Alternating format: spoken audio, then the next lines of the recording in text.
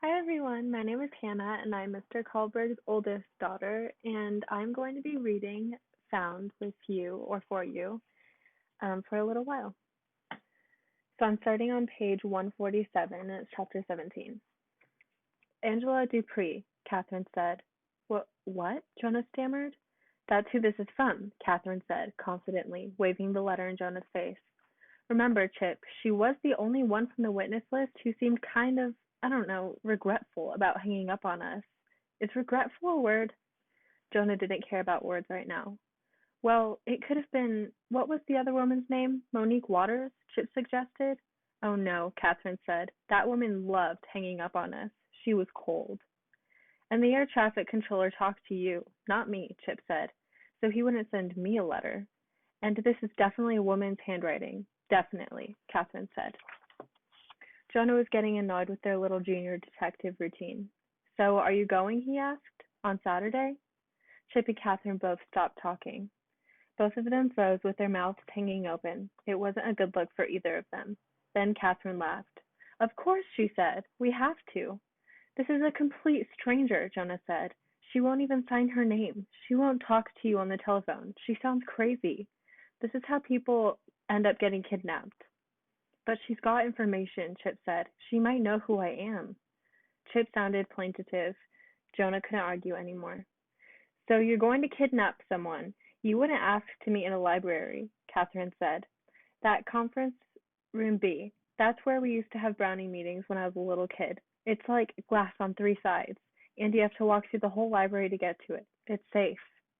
Jonah shrugged. He felt strangely dizzy, just like he had that time in Florida when he got caught in a riptide, and the little flimsy flutter kick he'd learned at the Linston pool had been no match for the forces carrying him out to sea.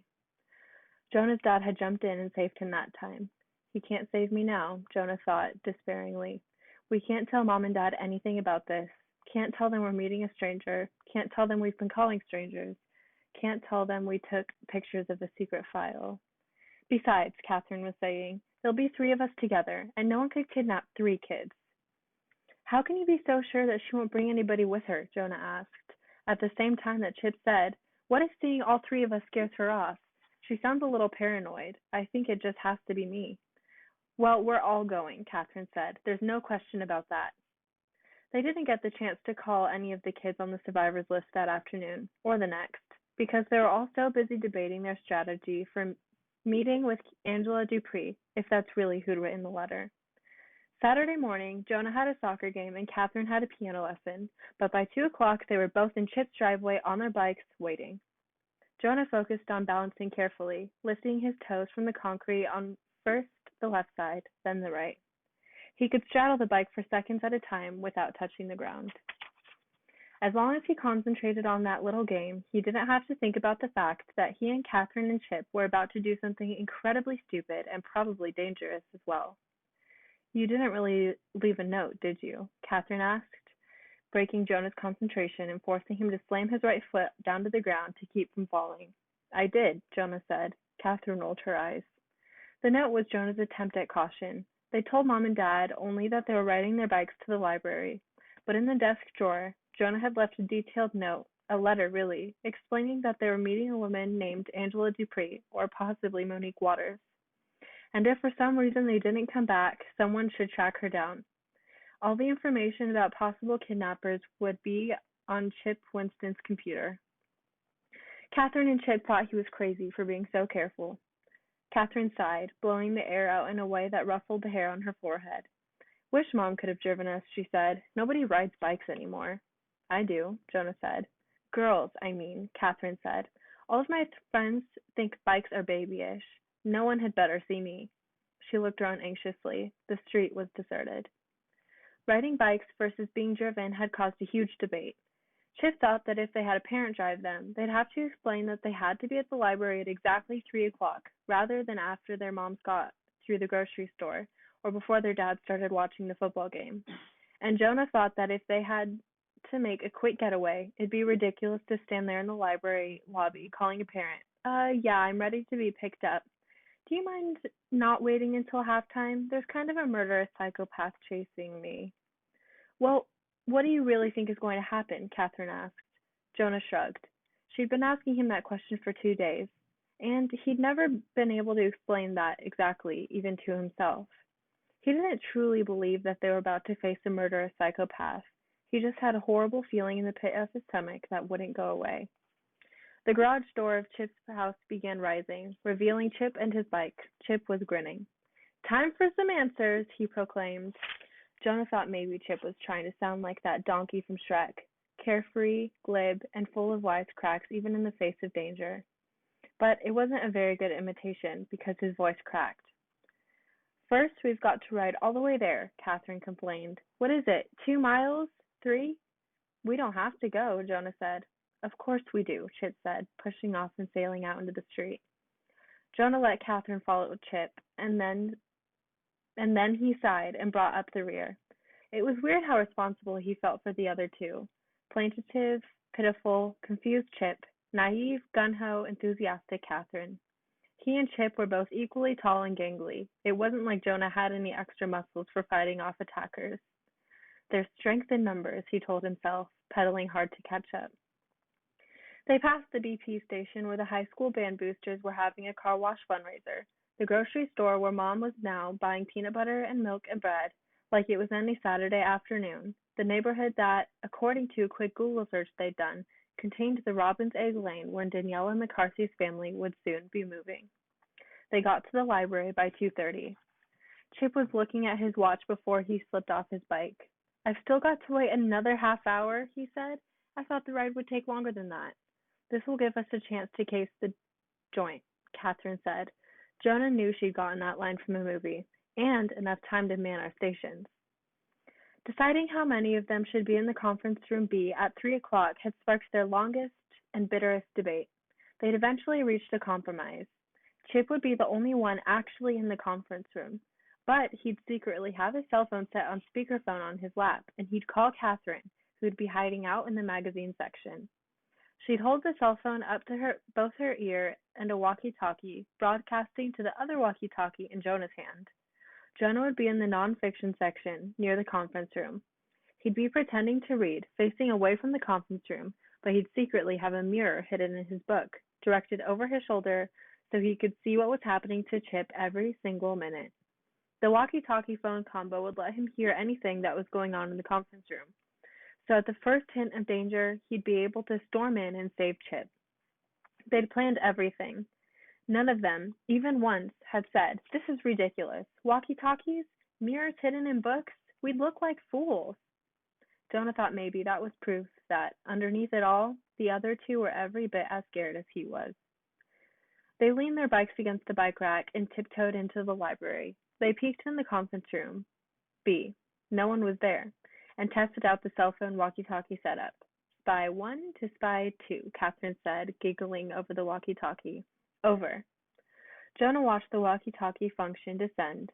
"Catherine, it works, but so help me, you've got to remember, you're not supposed to do any of the talking." At 2:55, Jonah flipped the hood of his sweatshirt up so it covered the walkie-talkie pressed against his ear. He pulled a book off the non-fiction shelf at random. It was something about tax codes. He positioned Catherine's makeup mirror in the book, angled it just so, yep, there was Chip's face, anxious and pale, on the other side of the conference room's glass wall. Jonah moved the mirror up and down and side to side, scanning the whole room. He switched the walkie-talkie to send again. "Catherine, tell Chip to stop fiddling with the cell phone," he whispered urgently. "He'll give us away." Seconds later, in the mirror, Chip jerked upright. He put his hands flat on the conference room table, on top of the printout of the survivors and witnesses list he brought home. He raised an eyebrow at Jonah. Over his shoulder, Jonah gave him the thumbs-up signal. Catherine's giggle sounded in Jonah's ear again. "Remember your theory about this woman actually being Chip's birth mother?" she whispered. "You can cross that one off your list." Jonah started to say, "Why?" But then he remembered that he needed to be silent too. Over the walkie-talkie, he heard a staticky version of Chip's voice. "Oh, hello. Are you the person who reserved this conference room for 3 o'clock? The one who's willing to talk?" Frantically, Jonah angled the mirror, turning his tax code book almost sideways. There, a woman, walking into the conference room. Oh, a tall, statesque, well-dressed, black woman. Very dark-skinned, definitely not Chip's birth mother. Chip Winston, the woman was saying. Yes, Chip said cautiously, and you are... The woman stopped in the conference room doorway and looked back over her shoulder. Her eyes seemed to meet Jonah's in the mirror. She laughed. Before we begin, I'll have to ask you to turn that cell phone off, and tell your friends to turn off the walkie-talkies. I appreciate their ingenuity, but they might as well come in and listen in person. I don't know what you're talking about, Chip stammered. You're not a very good liar, are you? The woman said. I'll have to remember that. I'm talking about the girl in the magazine section in the purple shirt and the boy in the tax section reading Your Guide to the IRS upside down. Jonah blushed. He started to turn the book around, then realized that it made him look even more guilty. Out of the corner of his eye, he saw Catherine standing up, rushing toward the conference room. He waved his arms back at her, trying to send a telepathic message. No, no, go back. Pretend you have nothing to do with me or Chip. Act normal. Don't give anything away. Catherine ignored him. She reached the door into the conference room and began shaking the woman's hand. Catherine Skidmore, she introduced herself. Nice to meet you. Thanks for letting me join you. Catherine made it sound like they were going to be sitting around eating sugar cookies and drinking lemonade. Come on, Jonah, Catherine said. She's got us figured out. Jonah whirled around.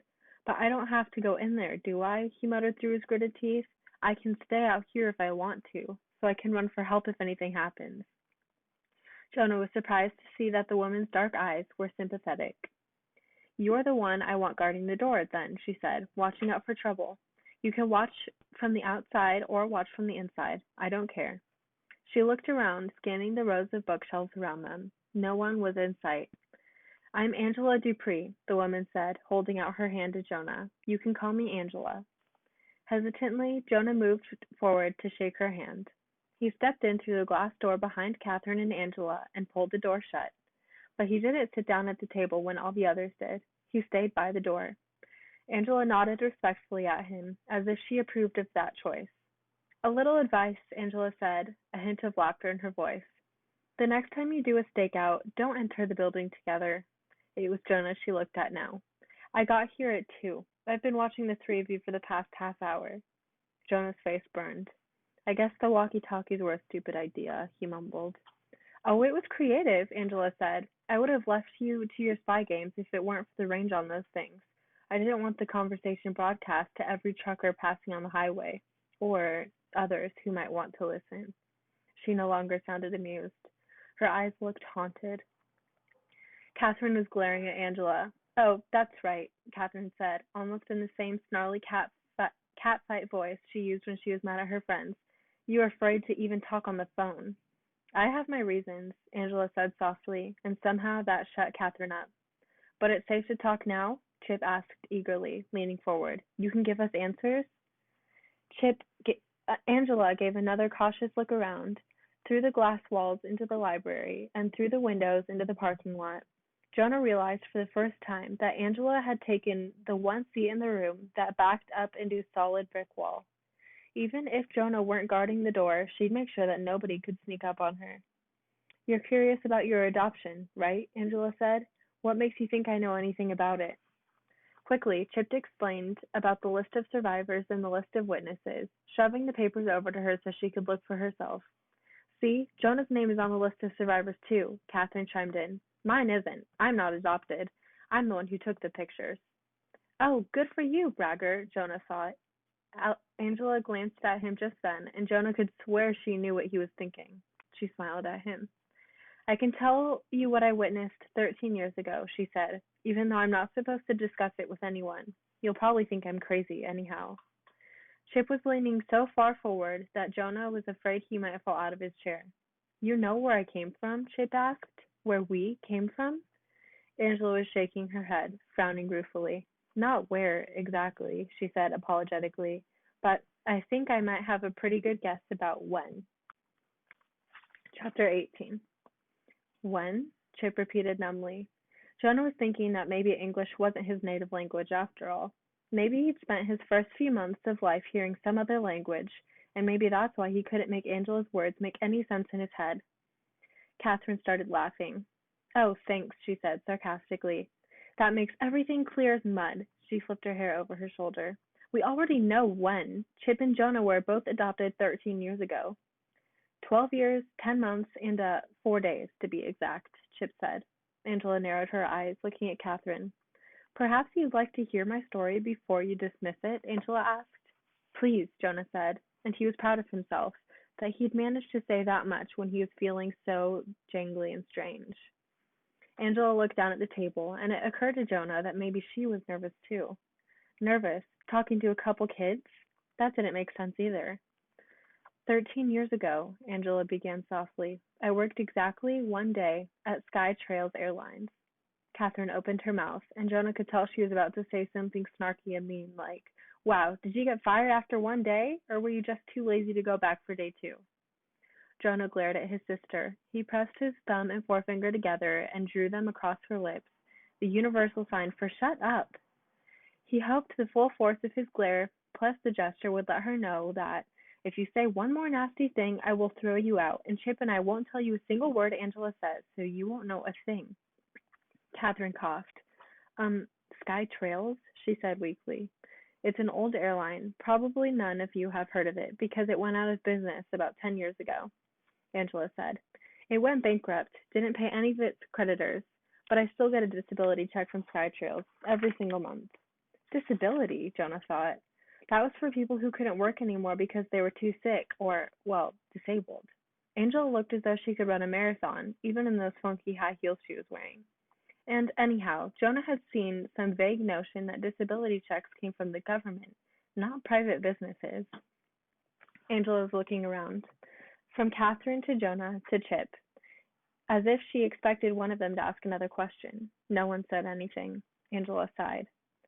That one day at Sky Trails changed my life, she said. What I saw, well, you won't believe me, and nobody else will back up my story, but I know what I saw. I'm not crazy. Oh, Jonah thought. Can people maybe get disability checks for being crazy too? Angela shrugged.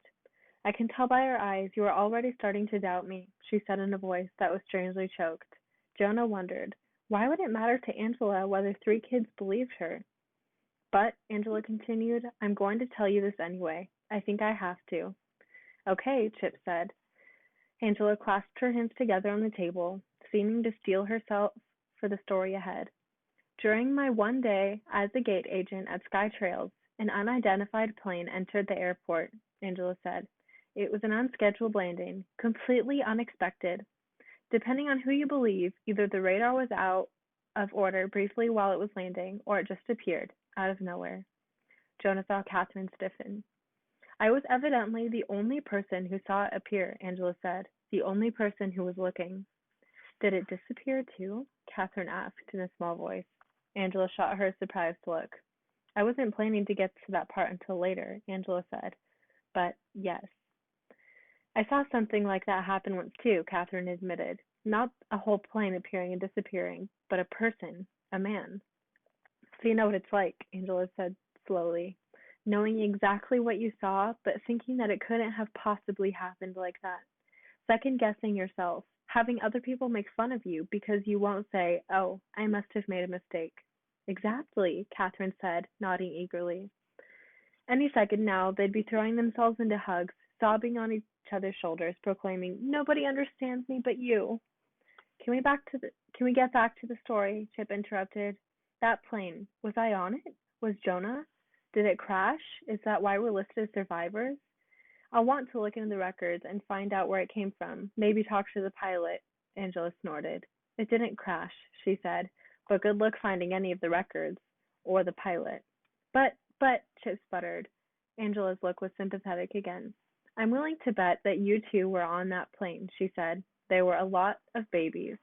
And if I was listed as a witness and you were listed as survivors, that's the only thing I've ever witnessed where the government agents got involved like that. But why were government agents involved? Jonah asked. A plane landed. It didn't crash. Big deal. Somehow, he could gloss over the whole appearing-disappearing part of the story, just as he glossed over it when Catherine was telling him about the vanishing man in Mr. Reardon's office. He believed in ignoring unpleasant facts, in hopes that they would go away. An unauthorized plane landed, Angela corrected him. That's supposed to set off an alert for the entire airport. There's a whole protocol to be followed in those situations that I, being new, forgot about. But when I heard the first baby crying, me, Jonah thought, was I crying? Wasn't the baby with its parents? Chip asked, or some adult? Angela looked at him straight in the eye. The plane was full of babies. 36 of them, she said, but there wasn't a single adult aboard. Chip laughed, a bitter sound in the sudden silence. What? Babies were flying the plane? You expect me to believe that? Goo goo gaga, air traffic control. This is baby plane one. Over, he mocked. It sounded like something out of a diaper commercial. Angela fixed him with a steely look. The FBI's theory was that there had been a pilot, a co-pilot, a whole flight crew, but they escaped somehow. Even though there were security cameras at the gate, and none of them showed anyone leaving the plane before I stepped on. So maybe there was a secret door somewhere, out of the camera's view, Jonah said. Or maybe it was an experimental, high-tech plane that worked on autopilot. He was still looking for realistic explanations. But if experimental, high-tech autopilot was the best he could do, he was really getting desperate. You think the pilot and flight crew just vanished into thin air? Catherine said, her voice ringing with confidence. Possibly, Angela said, or... She stopped. The one word hung in midair, tantalizingly.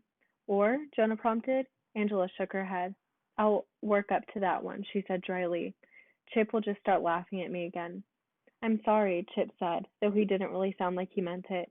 You're making this all sound like Twilight Zone, but it seems like, well, that Mr. Reardon told Jonah and Catherine sounds about right. There was some sort of baby smuggling ring, and they were forced to land.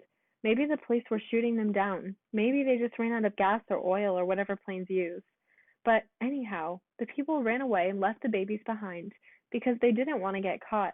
So really, as long as the FBI or INS or whoever looked at the plane, if they looked at, I don't know, the instruction book in the cockpit to see what language it was written in, then there should be lots of clues about where we came from. And surely they have all of that in their records. And you forgot what I said, Angela said in a steely voice. The plane disappeared. Maybe it didn't disappear exactly, Chip said. Maybe they just towed it away and you thought, his voice trailed off because both Angela and Catherine were glaring at him, full force. I told you you wouldn't believe me, Angela said, and she sounded so sad that Jonah felt guilty on Chip's behalf. Jonah wasn't sure what to make of Angela's story either, but he wasn't going to tell her that. Shall I continue? Angela asked. Meekly, all three kids nodded. Before I knew what was going on, there were FBI agents there, and police and airport officials and airline officials and all sorts of other officials I couldn't even identify, Angela said.